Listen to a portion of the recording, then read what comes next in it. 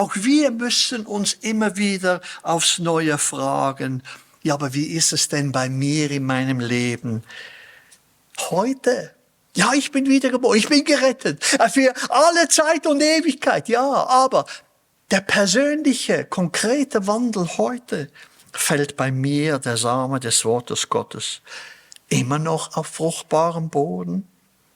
Oder lasse ich es zu, dass mir der Feind nach der Verkündigung des Wortes Gottes mir dieses wieder raubt, mit anderen Gedanken, Gesprächen oder Aktivitäten?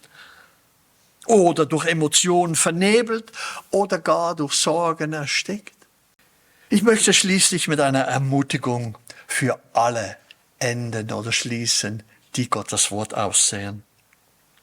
Jemand hat einmal gesagt, was war es also, das damals der Menge unmittelbar aufging, als sie dieses Gleichnis hörten?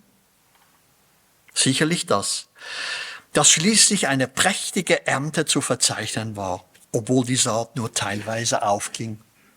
Dieses Gleichnis bedeutet gewissermaßen das Ende der Verzweiflung. Wie oft sieht es aus, als sei all unsere Mühe umsonst und unsere Arbeitskraft vergeudet. Doch das Gleichnis lehrte damals und lehrt uns heute: Geduld, verrichte nur deine Arbeit, säe Saat aus und überlass alles andere Gott. Die reiche Ernte ist gewiss.